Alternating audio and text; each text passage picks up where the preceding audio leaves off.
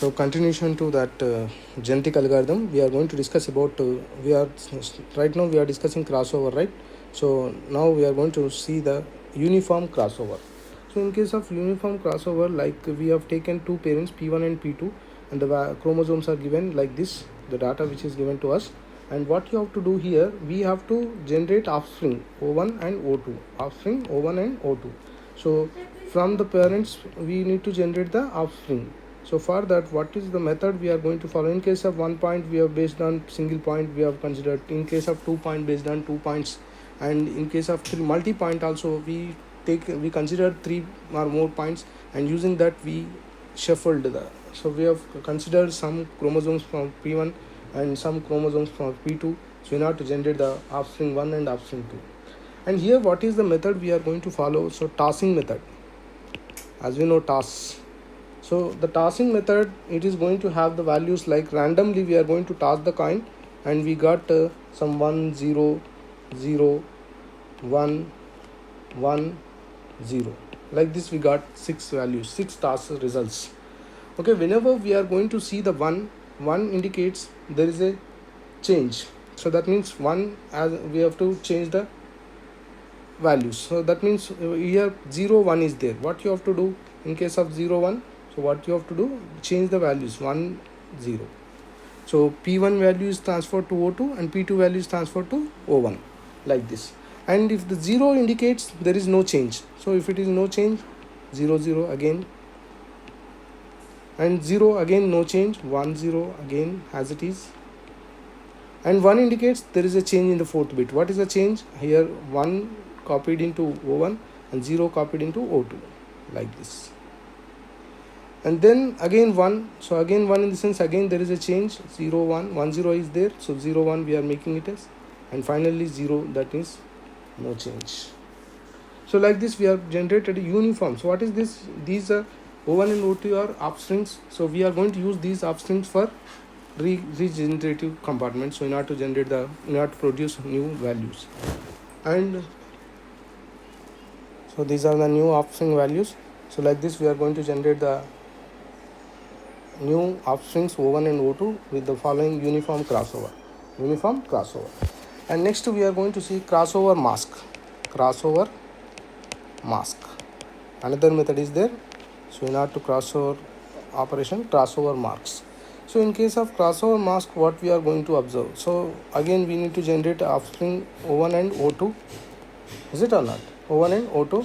So listen carefully. So here I am going to generate the O1, 1 2 3 4 5, and O2, 1 2 3 4 5, right? Okay, so what I am doing, just observe carefully. So this is the given data. So among the given data, what I am doing, 0 1 0 1. So how you got this? So we are going to get these values from CM, crossover mask. So here the values are 0 1 0 1 1 0. Like this we consider the crossover mask values.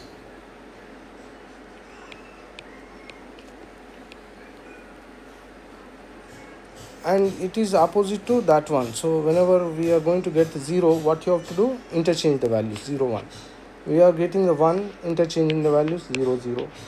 And we are getting 0 indicates, interchange the values.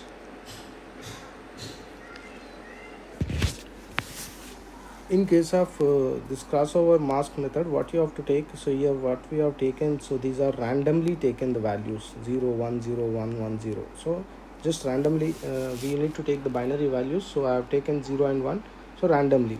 So now we are going to generate O1 and O2. So for generating O1 and O2, what you have to take, so in this method, first you have to implement O1 separately, O2 separately. So for O1, what is the principle we are going to follow? So see there, so CM value is 0. If it is 0, then what you have to take, just a moment, I will draw it.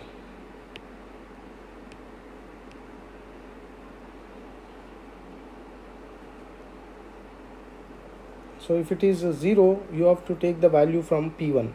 So here, look at here P1. P1's value here you need to copy 0. and if it is 1, P2 का value. So what is P2 value? 0 and 0 again, so that means P1 value, 1 again P2 value, 1 again P2 value, 0 again P1 value. So this is the new offstring we have generated and which is going to be useful for further generation. So what is for O2? So O2 is quite opposite for O1. So whatever we have taken 0, if it is 0 then we are taking from P1, and if it is 1 taking from P2, right? So for O2 what you have to do, if it is 0 you have to take from P2, and if it is 1 you have to take from P1. So in the same way, first 0 indicates among P1 is 0, P2 is 0. So from which we need to take P2. So that means here it becomes 1, and 1 indicates taking from P1, 0 indicates taking from P2, so that is 0, and 1 indicates taking from P1, so that is 0, and 1 indicates taking from P1, so that is here, and 0 indicates taking from P2, so that is. So this is the new offstring O2. So using these two offstrings we are going to generate the next level data. So this is a genetic algorithm with uniform crossover. So if you take more further continuation discussion, that is we are going to see mutation, how the mutation is going to be required. So whenever you want to get high, so that is generic diversity is more, you want to see the more generic diversity, then we are going for mutation. In crossover also we are able to generate the generations by taking the genes or chromosomes from parents. So here what we are going to do, so if you want to show much difference or much diversity, then what you have to do, you have to apply the mutation. So in case of mutation, what you are going to see, so see there, so what is the offstring we have received, so that value is 0 1 1 0 0 1. So this is the offstring which is given to us, and the mutation value, and here it is given as 0 1 0 0 0 1.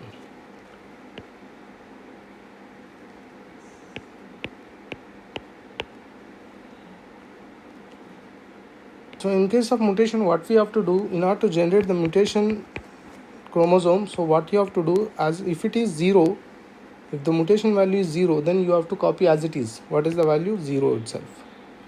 And if it is again 1, so then what you have to do, you have to change the value. So it is 1, so you have to take 0, and again 0, copy as it is the value, again 0, copy as it is the value, again 0, just copy as it is the value, 1, then it indicates flipping in the sense 1 is going to become 0. So this is the new chromosome which is going to be generated for next generations with the help of mutation problem. So like this we have discussed the mutation with genetic algorithm. So whenever you want to show the much diversity in the sense, so you have to generate a new generation with uniquely. So that means it is very much different from any other entity. So that is the case, then we are going to apply the mutation. So if you look at convergence criteria, that means what is meant by convergence criteria, that is termination point. What we have discussed, termination point. So how can we define the termination point? So manually checking, we are able to define the termination point. Manual in the sense by observing the data set and where we need to stop the algorithm, at which point we need to stop the algorithm, that we are manually verifying, manually checking with the data set. So that is the case with the manual checking. And second one, solution found, that statistic objective criteria. So in case of whenever we feel that this is the solution, this is the best solution, so we cannot develop more than this. So in such case, whatever the solution we achieved, that will be considered as a termination point or convergence criteria. And fixed number of generations. So here what we are going to do, we are going to fix the number of iterations or number of generations. So suppose 3 generations. So in a mobile phone, if you are going to develop, so I am going to consider only up to 3 versions. Like this, we are going to fix the number of generations, and there we are going to fix the termination point. So that is convergence criteria another. So then budget limit reached. So in case of budget limit reached, what you have to do, whatever the resources which we are going to be allocate for particular data elements, so we are going to limit the resources. That is the limit budget limit reached criteria. So that means suppose that we have 10 resources R1, R2, R3, R4, R5, R10 up to this. So among these resources we want to utilize, or we want to allocate only 3 resources. So R1, R2 and R3. So in this case we are going to fix the number of generation criteria. The budget limit reached. So this is the limit we fixed. So as per the limit we are going to consider. And what is the fifth one? So in case of fifth one, what you are going to observe this, and what I am doing here, I have taken one entity and I have applied the generating algorithm so that I got some parent, and again I am going to apply the same method in the second iteration, and again I am going to apply the third iteration. If you observe carefully, in the first iteration, so we achieved some extent, and whenever we are going for second iteration, the results are better compared to first one, and if you are going for third, the results are more better than second one, and then I am going for fourth iteration, and then I am going for fifth iteration. So in case of fourth and fifth iteration, what I observed, there is no much change. So then I am going for another iteration. So here also it is similar to fifth one. So why? Because it is constantly. So here there is no much difference we are going to observe in the changes of data. So in this case, what you have to do, wherever the particular point, so from that we didn't find any betterment, so that particular point we are going to consider as a termination point. So this is the way we are going to define the convergence criteria. So next, the continuation to this topic, we are going to select the data, so based on the roulette wheel concept. So if you look at here, we have the population data, we consider only 5 elements, A, B, C, D, E, and those values are, the weights are given as 5, 2, 0.5, 1.5, 1. So if you summation of all these values, it becomes 10, right? So here in the roulette wheel, what you are observing, so A is going to occupy 5. So out of 10, 5 in this is 50%. So 50% of space is assigned for A. So like this. So this area is assigned for A. So why? Because it is going to occupy 5 out of 10. So that is a 50% value. And coming to the B, so it is going to occupy only 2 about 10. So like this, these are the areas which are going to be occupied by G, C, E. So here what you have to do, so whatever the area we are going to be considered, so that will be the more fitted element. So what you have to find out, fitness among all these data values. So in order to find out the fitness is always proportional to area. So how can you say like this? Suppose if this is a wheel, right? So if you are going to move that wheel, either whatever it is the direction, then what is going to be happen? So this is the point where it is going to point. Whenever the wheel is going to be stopped after some time, so it is going to point out particular region. So what are the chances, major chances for getting the pointing to the particular point? So A is going to have the maximum chances. Why? Because it is going to occupy 50% of space. So in this case, most of the times this pointer is going to point out the A only. So this is our assumption. Why? Because the probability of A is very high. Why? Because this is going to occupy a very huge region. So half of the region is going to allotted for A. That means most of the cases, the fitness element is going to be identified as A. So what we can conclude, fitness is going to be proportional to the area. And if it is area, then what you have to do, you have to select that particular region for fitness element, and that fitness element is going to be forward for generating the next generation. So this is the way we are going to consider the roulette wheel concept. So roulette wheel concept, what you have to understand, so here measure area part is going to be selected first, and as per the regions, the allocated region, the selection will be takes place.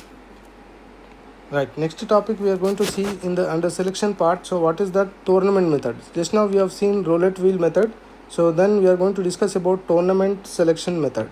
So in case of tournament selection method, what you have to do, so you are going to consider n values.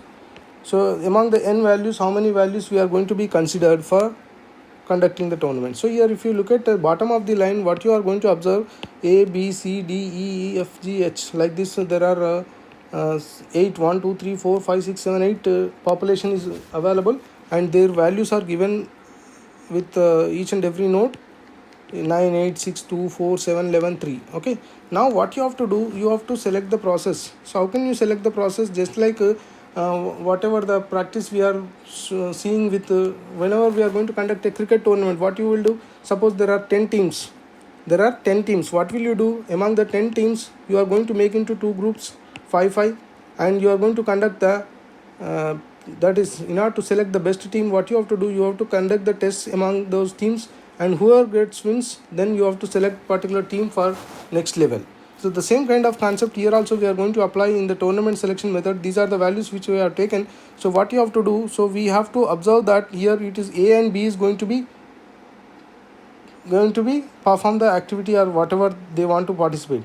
So A and B, so A is having 9, B is having 8. So who is going to win? Obviously we can say A will win, because A's value is going to be higher than B's value.